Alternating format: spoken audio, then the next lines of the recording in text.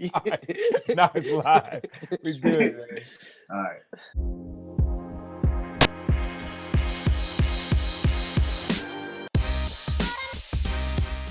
Hey, what's up, everyone? It's Reese, and I'm here with two of my closest friends, Hakeem and Jason, and we're the Diversified Gentlemen. To give a quick disclaimer, we're not professional financial advisors, and we're just gonna go off our experiences and lessons learned. Yeah, so this is definitely very important to us. We believe that this is the cornerstone of almost happiness, because financial literacy just gives you freedom, and I know you two feel the same. Yeah, for sure. I think once you get to a point to where, let's just say it like this, being financially comfortable equals freedom, and that's what you should strive for sure. Yeah, I think the biggest thing too, we're gonna probably get into a little more, is that people are afraid to talk about money. You know, they think money is not is the root of all evil or the stuff there.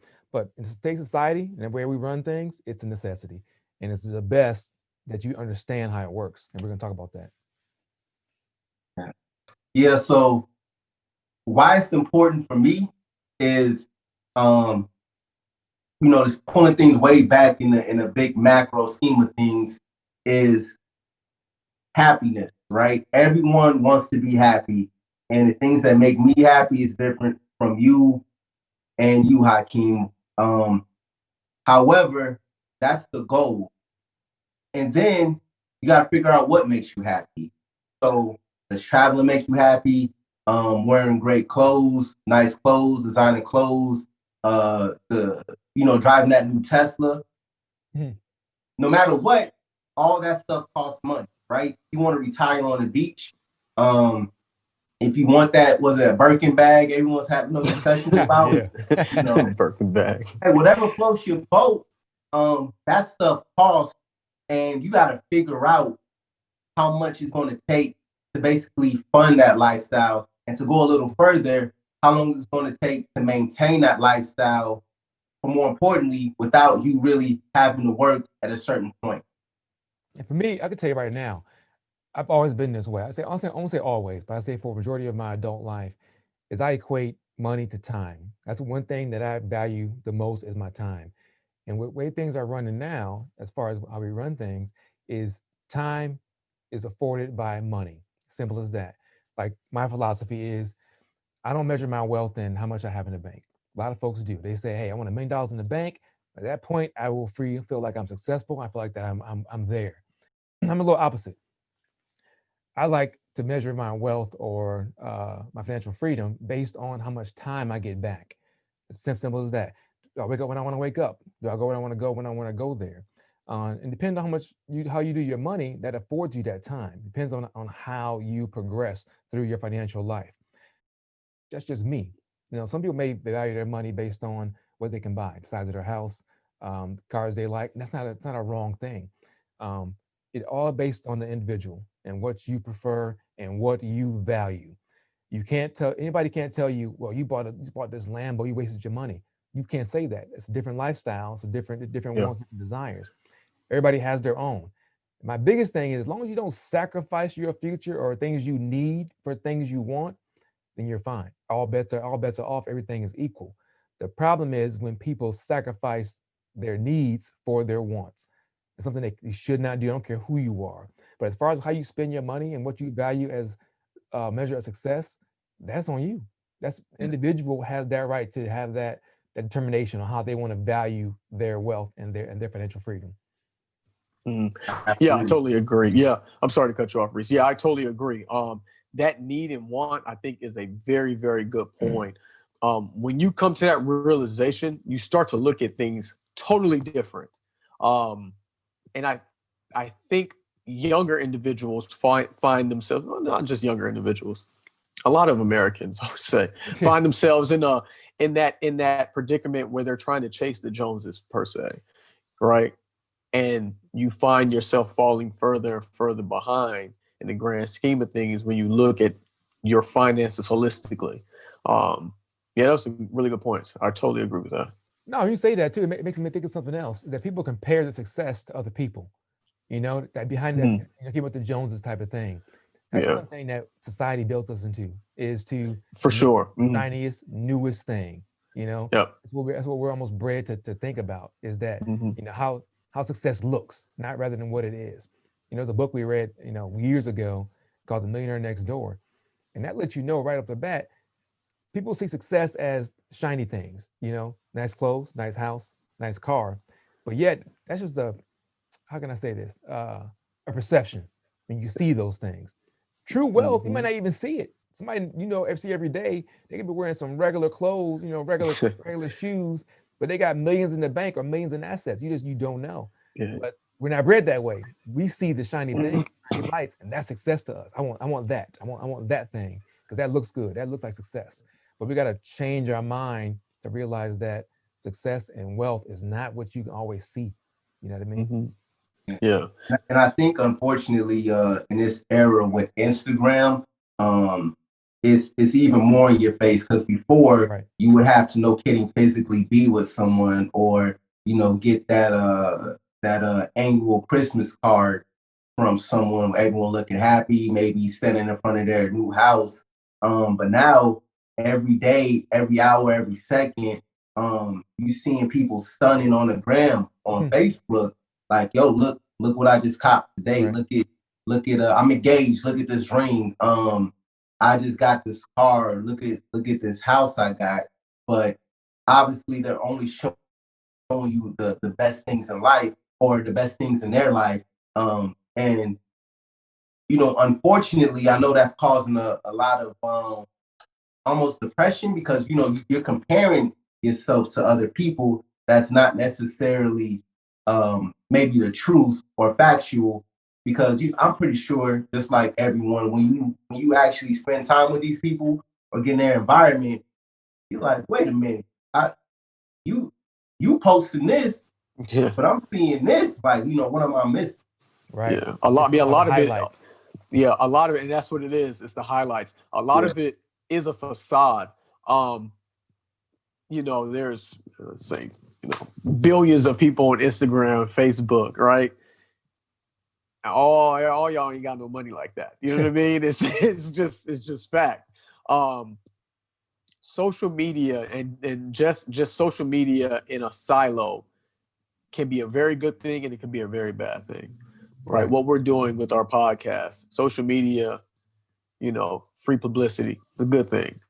Right. When you start to try to live like other people you see that you don't know, that's when it can be a bad thing. Mm-hmm. And it goes, you can bring up weight loss and the physical thought of someone and finances. I mean, there's so many different facets of social media that can skew the mind into a negative side.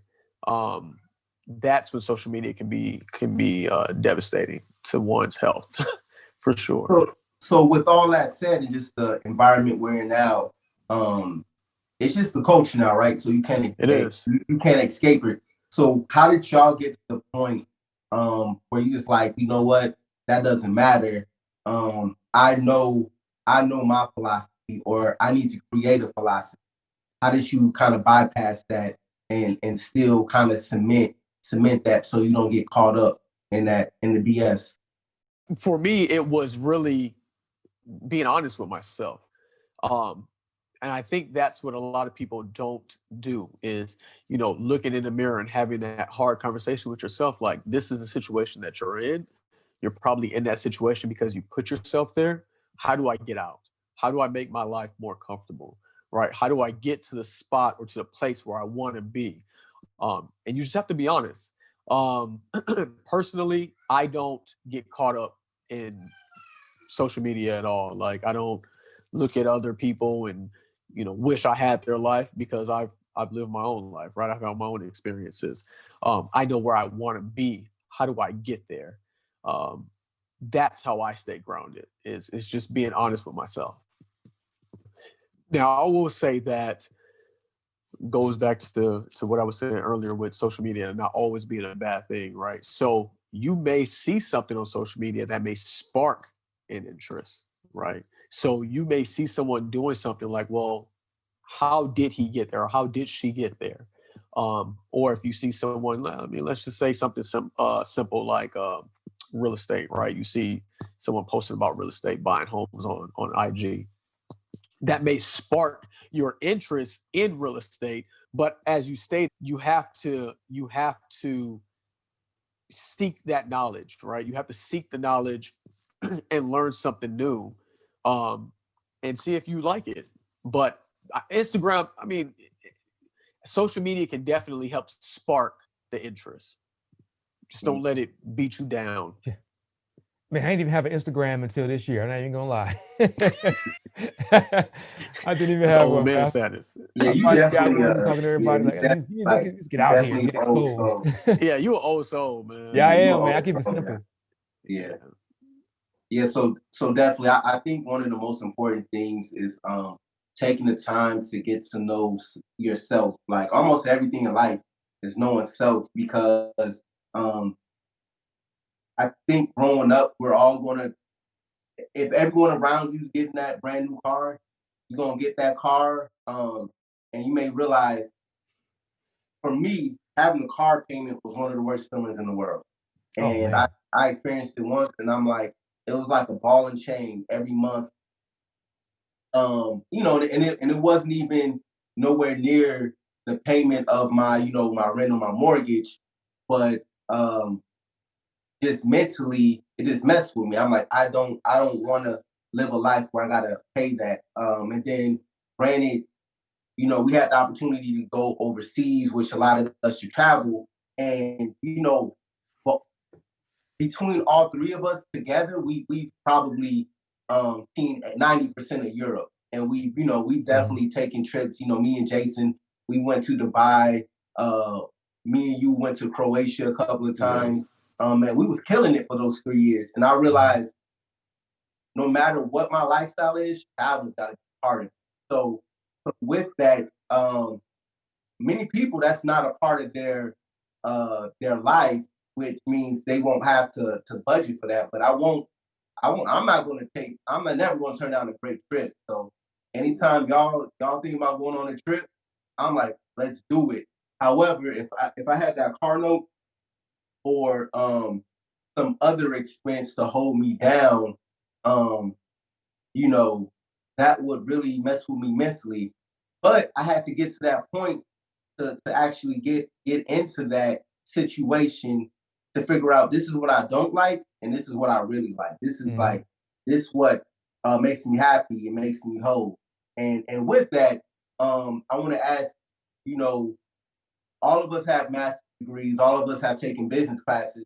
Do you think the formal education or like life lessons have gotten you? What's more responsible for what your philosophy is now? For me, it's both. Um, Formal education is definitely important, um, because you're hearing it from the experts. You know what I mean? You're hearing it from someone that's made it to a certain extent, whatever that is, whatever that success looks like. They've made it. They've made it far enough to where they can talk about it and teach someone else. So formal education is definitely important, but the school of the hard knocks, that life experience, you need that also, especially when it comes to failures in finance. You have to fail in order to know what success looks and feels like, Mhm. in my opinion. So um, I think both are important. Personally, I've failed many of times and I've had some successes. You know what I mean? I like my successes a lot more. Yeah. Some people in life, they fail and they don't even know they're failing because it's commonplace, right? That's all they know. So they're not looking to change. We're all from the hood, right? We know people on welfare and all that. Like that's that's not success. You're getting by. That's in my book. That's failing because Yeah, Mhm. you're not. so let's touch on that because I think that kind of formulated not a philosophy, but a mindset growing up where internally I just remember being 10 years old, Yeah. uh, and being in a situation where, say the car, there was an issue with the car, and maybe it will take 2 weeks to save up for the car, right? To fix the car. And I'm kind of thinking to myself, like, all these adults are, in their 30s. And, when you think adult, 30s like 100, right? Right. And Yeah, I'm like, yeah. man, everyone's got jobs, y'all been working forever. Like, why don't y'all have money to me, do the essential things like fix a car when it's broken, or why do I have to choose between birthday presents or Christmas presents and Christmas, like yeah, Mhm. new clothes to go back to school. yeah. And me personally, one of the reasons why I joined the military is I wanted to get to a more of a safer route for a as much income as I could, if that makes sense. Because to, you know, you may say, being on welfare and living in a certain situation or environment is like a failure, or you just kind of, making ends meet. That's not where you want to be. But I'll tell you, a lot of people don't feel that way. I don't even think, if they come from that, right, and everyone around them is in that boat, they may think it's the status quo. I Exactly, remember growing exactly. up, like being real young, like, yo, this is not what I want. And I was trying to get out of Chicago as fast as I could, because I'm like, if this is what, so for instance, at 18, I probably had the best job an 18-year-old had. I was a valet, and I was making basically $10 an hour cash. Mm. And for 18-year-old in Chicago, like, I was killing the game legally, right? But I remember the first time someone next to me was like, yo, I'm 28, or I found out the dude who was managing us was like 30 and had 2 kids. I was like, wait a minute. Again, and even at 18, a 30-year-old is like 50, right? Yeah, I'm like, this could be me in 10 or 12 years. Like, I can't, granted, I'm balling now because I'm 18 living at home with mom. I have zero expenses. But 10 years from now, this is not where I want to be. And I had that visceral feeling where it's like, man, if I don't do something now, I'm heading to this track real fast. Right. And I'm a little different than you guys, honestly. I grew up, it wasn't poverty where I was. The neighborhood I grew up in, most of our families had two-parent households. My mom and a dad that worked jobs. They were working class folks, So my parents did a good job of shielding us from a lot of things that we may not have known even was going on. Wasn't a time where we were, didn't have food or the lights weren't on. And if there were, we didn't see it. So I'm a little different than that. And look, my neighborhood growing up, think about it. Most folks on my block, and this is all black neighborhood, had dual parent households. Both parents worked, and it wasn't that big of a struggle. Of course, we had your occasional person on there that wasn't quite right. Everybody has a neighborhood crackhead. You always yeah, had yeah, that one. yeah. But coming from a background that we did not struggle, people assume that you don't have that struggle, you can't have that drive for success. I don't think that's true at all. It all depends on the individual. Like Reese, you said you left for the military, you want something different, get out of Chicago, where you grew up. Me, I just wanted to see something different. I wanted to get out of the Rockford where I grew up. I wanted to go somewhere and see something different, see something new. I had that drive to do that. But that drive didn't come from a going without at all. It just came from a desire to want to see something new. My brother, he joined the military. I had a cousin join the military. So me just modeling what they did, we did the same thing. Yeah. But it does go back to how you grow up shapes how your adult thinking is as well. Like I grew Absolutely. up, Yes. like I said before, I don't think you have to come from a background of struggle to succeed in the future. That's the biggest No, thing. not at all. No, no, no, not at all. But yeah, I definitely understand where you're coming from. And I think Reese, you said that coming from a place of poverty where it's commonplace. What I was getting to was when that's all you won't see it as a failure because it is commonplace, All right. right? Yeah. But when you step out of that and you see that there is a lot more, that this world is a lot bigger than where you're from, then you start to realize, yeah, that's failing. That's Mhm. you're just getting by. That's not where you want to be for your kids. You know And what I mean? and the hardest part is you don't know what you don't know. If you're in that environment Exactly. for, most of your life, you don't know unless you're exposed to that what your environment you're in is not a healthy environment, and it's not an environment that's conducive to success. How do I you know can that I until you can leave? I can be honest though, like seriously, like I said, growing up, I yeah, I didn't know what I didn't know, but I Right. did know that this wasn't it. You know what I'm saying? I did know that, man, like this is not what I want for myself. Yeah. And um I didn't, and there were a bunch of family members was like, he shouldn't go in the military, right? This too damn. What is he thinking? Telling my mom and grandma how you letting them do that.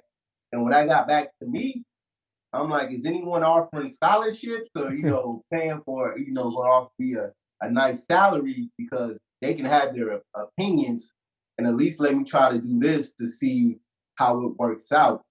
Um, and it paid off. But I want to touch on something y'all both said regarding growing up and now us having kids and them being in a great situation Hmm. and now balancing that spoiling them Man. versus that because every day it's a struggle and the older they get you want to give them great things, you want them to be comfortable, but then you realize you get to a point they may be missing valuable lessons that you learned, and how do you instill that in? I can tell you right now, I'll that's a let you take tough it, Carter. situation. I deal with that constantly. My wife and I always talk about that is, you know, uh, how do we build that resiliency in them when they have, you know? I'm not saying my kids are, they have everything they want. They do.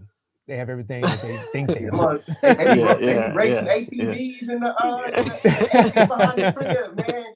Racing the chickens and ATVs. Yeah, this is the problem. This is the situation where it makes it difficult. You try to instill in them responsibility, financial responsibility, and the drive to want to do things on your own and progress. But when they have and see things are easy when the parents provide, what you want them, you always want your kids to have more than what you had, better than what you had. You want them to live comfortably, but it comes at a price because it's a balance between providing for them, but also making them so used to it that it handicaps them socially.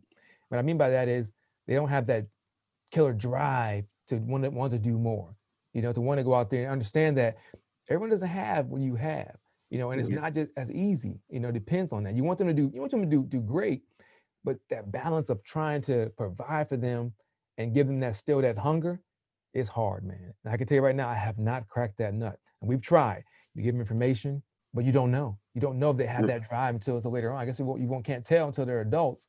But it's a balancing act, man, and it's tough. It's Yeah. tough, tough, tough.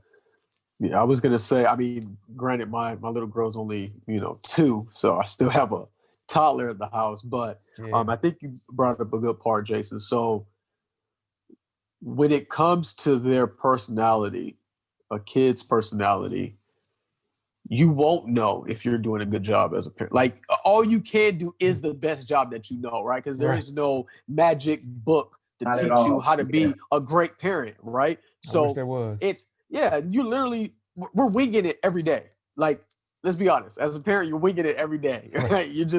You're doing the best that you can. But in that same sense, kids are going to grow up and have their own personalities. Some, especially if you have a multitude of kids, some are going to have that drive, some may not, right? Hmm. It's just the nature of the beast.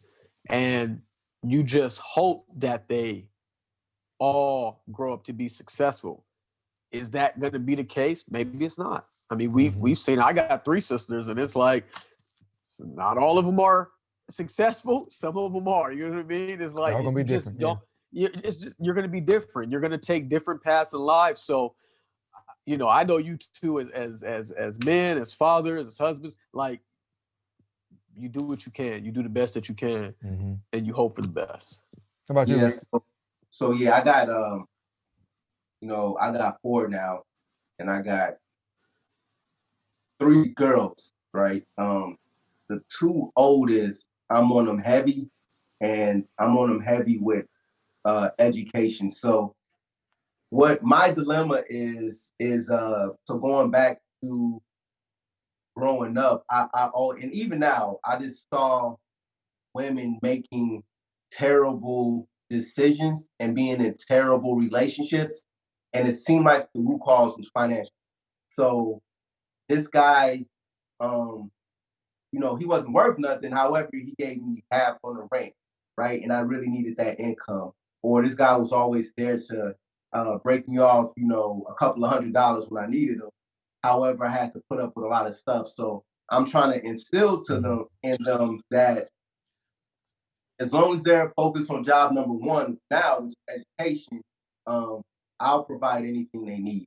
And once they get whatever level of education that sufficient, and they could get on their own. Hopefully, it's a STEM. Hopefully one of them's a doctor. Hopefully one of them's a lawyer or an engineer.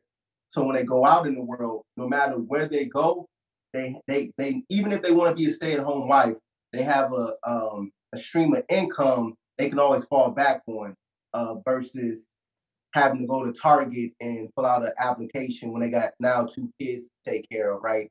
And the same thing with me acquiring real estate and having enough properties where it's like, look, let me pull you out of this situation and you can live in this house, right? You don't got to necessarily live under my roof, but you can live in this house and this is paid off. All you got to do is take care of property tax.